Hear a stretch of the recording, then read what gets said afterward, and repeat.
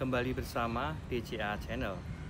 Kali ini kami bersama Romo Paroki Gereja Santo Yosef Mejasem, Kabupaten Tegal, Romo Yosef Doni Sri Sadono, MSc. Mari kita ikuti pencerahannya. Selamat mengikuti berkah dalam. Tuhan bersamamu.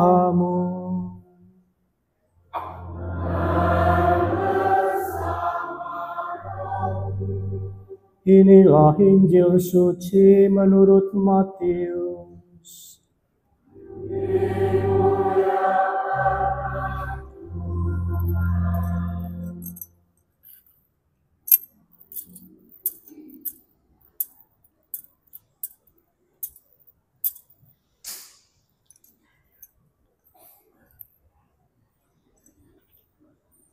Pada zaman pemerintahan Raja Herodes, sesudah Yesus dilahirkan di Bethlehem di tanah Yudea, datanglah orang-orang Majus dari timur ke Yerusalem. Mereka bertanya-tanya, "Di manakah dia raja orang Yahudi yang baru dilahirkan itu?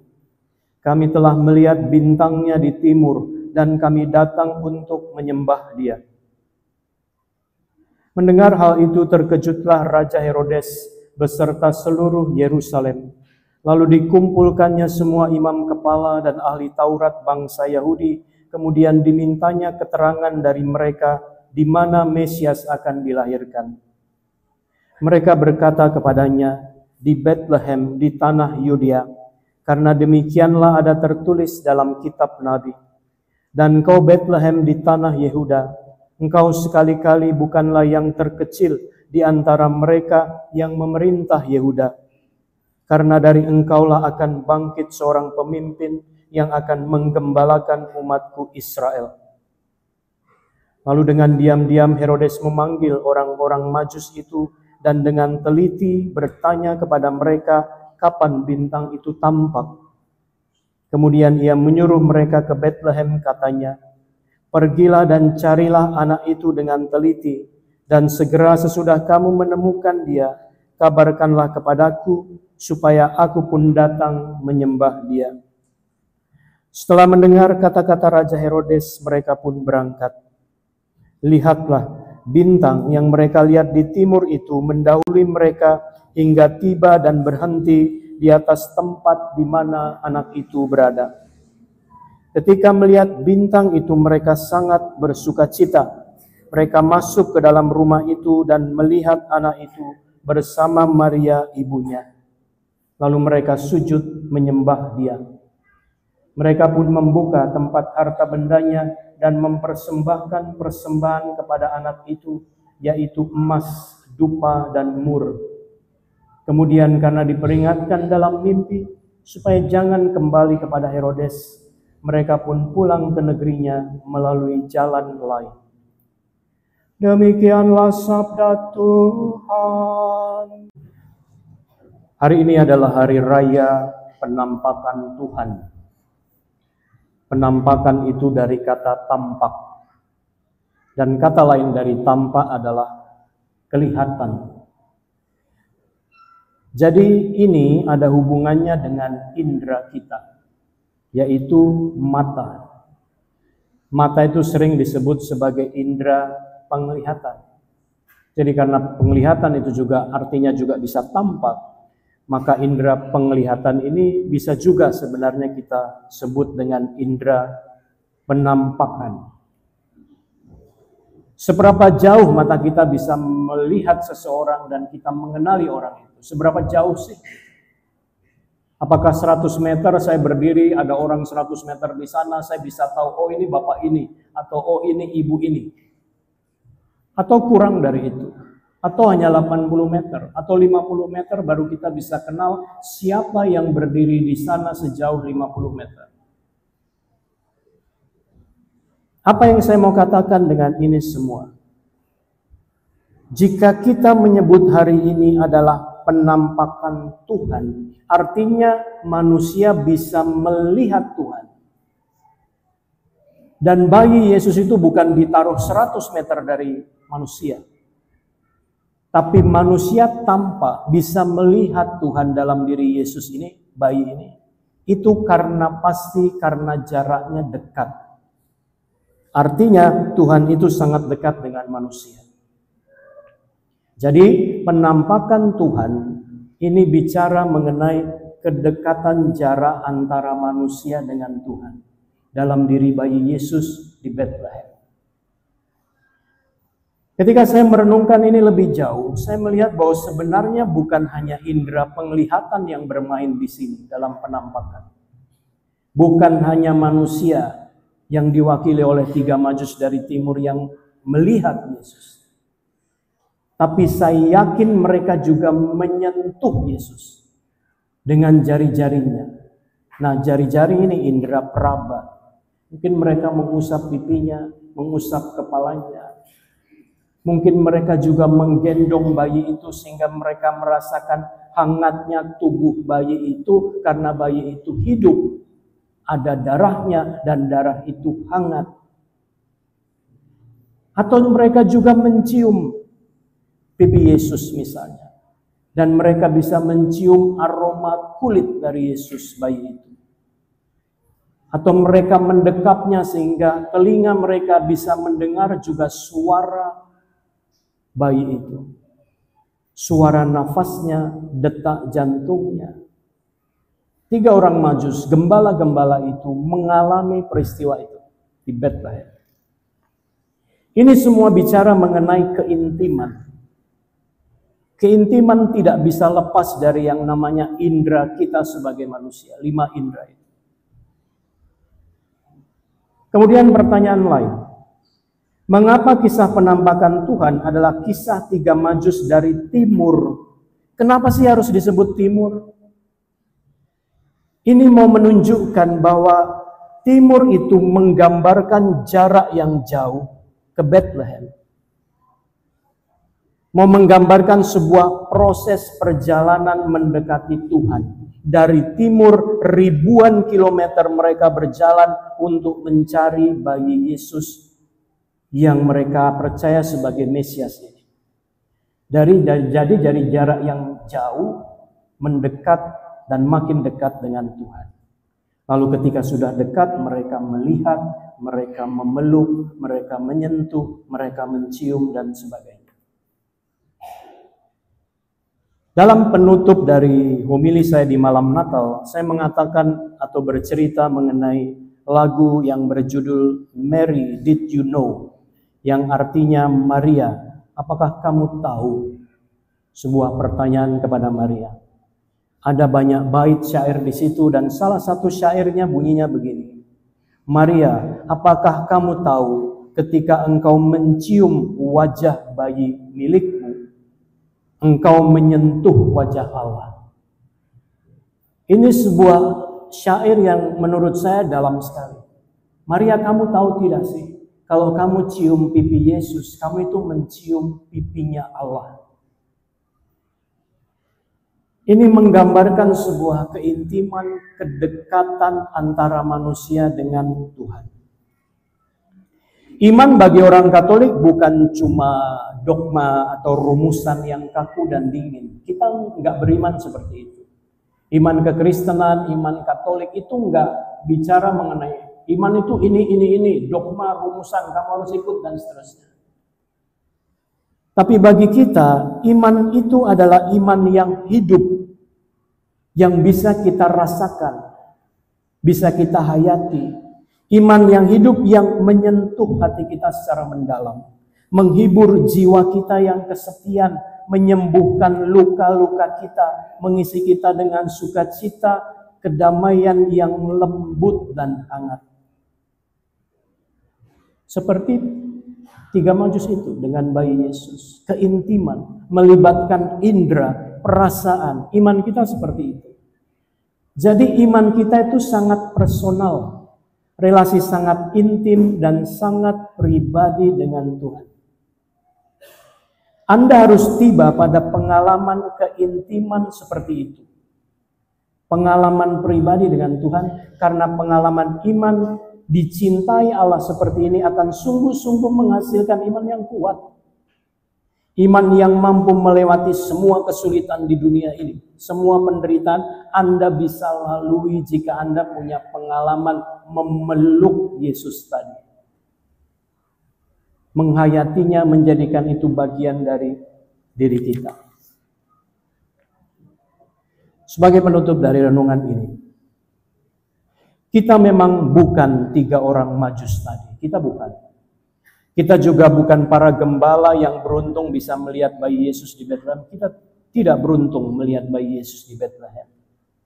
Tetapi ingat, oleh Roh Kudus kita dikaruniai mata iman untuk melihat dan percaya. Yesus sendiri mengatakan, berbahagialah orang yang tidak melihat dengan mata fisiknya, tapi percaya dan melihat dengan mata imannya. Dan kita semua disebut yang berbahagia. Kalau Anda suka nonton di bioskop atau sinema, misalnya Anda pergi ke bioskop, teknologi bioskop atau sinema itu berkembang pesat. Pada zaman dulu sinema adalah satu layar. Penonton di depannya tentu saja ada layar di situ. Dan kalau main film, filmnya 2 jam akan dipotong 1 jam untuk istirahat. Zaman dulu nonton pakai istirahat, karena masih pakai roll. Tapi kemudian berkembang teknologi makin canggih, sound system makin canggih, lalu pelan-pelan muncul yang namanya sinema 3 dimensi. Kita pakai kacamata, gambarnya menjadi 3 dimensi. Kalau ada tangan ke sini seolah-olah dia akan mengambil kita. Atau ada peluru datang, kita seolah-olah menghindar karena sangat hidup, 3D 3 dimensi. Di Jakarta sekarang ada bioskop dengan 3 layar. 1 di depan, 1 di samping, 1 di samping. Atau film 4D 4 dimensi. Kalau adegannya naik mobil, Anda ikut goyang karena kursinya goyang. Kalau orangnya masuk ke air, Anda terciprat air karena keluar air dari kursi itu. Untuk apa sih orang membuat bioskop 3 dimensi, 4 dimensi, 3 layar? Seolah-olah dengan 3 layar itu, dengan teknologi itu, penonton itu mau diajak masuk menjadi bagian dari film itu. Kamu bukan lagi penonton, kamu berada di dalam film ini. Kami kena air, kamu kena air. Kami goyang, kursimu goyang. Kamu bisa melihat ke kiri, kena ke kanan karena layarnya 3. Dalam dunia spiritualitas, ini disebut dengan yang namanya kontemplasi. Waktu saya frater, kami retret agung 30 hari lamanya. Enggak boleh ngomong, 30 hari. Dan setiap hari harus merenungkan bacaan Injil dari kelahiran Yesus sampai Yesus naik ke surga. Dan setiap hari 5 bacaan kami harus kontemplasi. Apa itu kontemplasi? Injilnya dibaca, lalu selama 1 jam untuk 1 kali sesi. Kontemplasi, kita membayangkan bukan sebagai penonton. Misalnya di Bethlehem, kita bukan membayangkan, oh itu Yesus, ini. Enggak, kita ada di kandang itu. Kita ikut menyentuh wajah Yesus, kita ikut menggendongnya. Kita menangis bersama-sama mereka yang terharu melihat penyelamat datang di bed. Itu kontemplasi, itu membuat kita berada di dalam seluruh momen peristiwa Yesus selama 30 hari.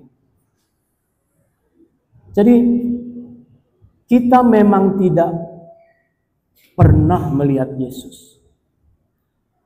Tetapi ketika Anda berdoa, Anda menutup mata, Anda mengkontemplasikan Yesus, Anda akan melihat dengan mata iman itu, Allah yang jauh itu akan datang mendekatimu. Anda bisa rasakan itu.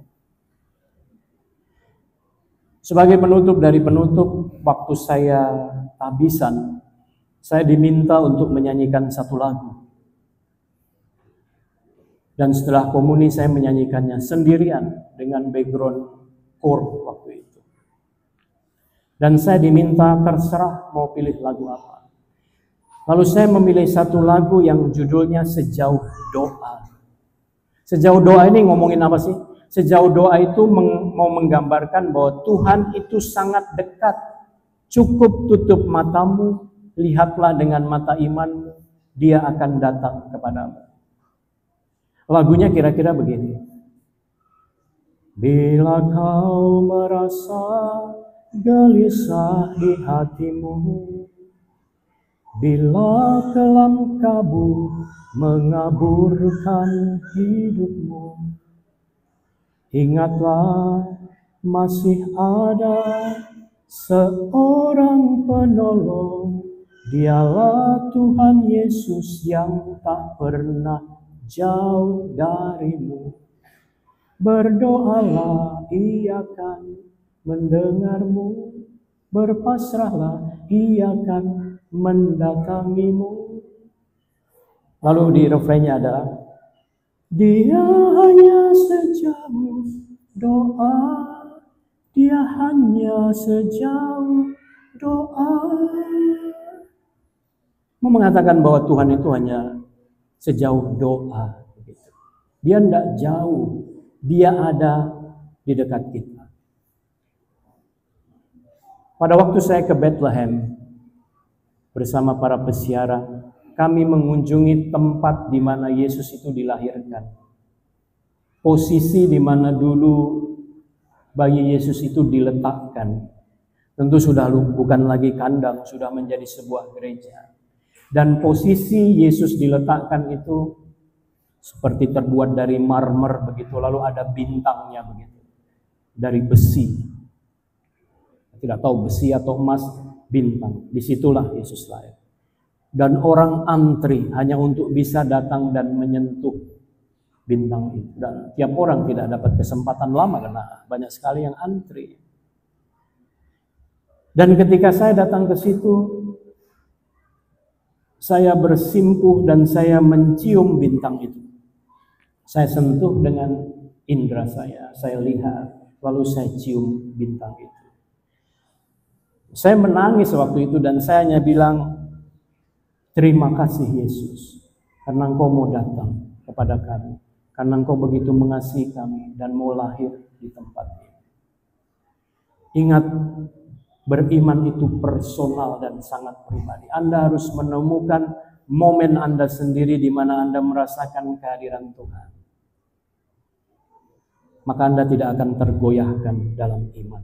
Biar 1000 orang rebah, aku tetap berdiri di hadapan Tuhan. Karena iman kita adalah iman yang sangat pribadi, sangat personal. Dan ingat, dia hanya sejauh doa.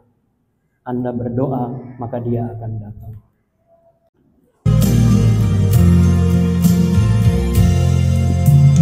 Bila kau rasa gelisah di hatimu, bila kelam kabut tak menentu hidupmu, ingat masih ada seorang penolong bagimu, dia tak pernah jauh darimu.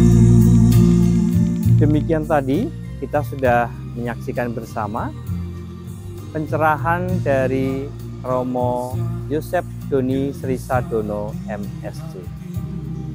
Semoga menjadi pendewasaan iman bagi kita semuanya. Jangan lupa like, subscribe, dan komen. Berkah dalam.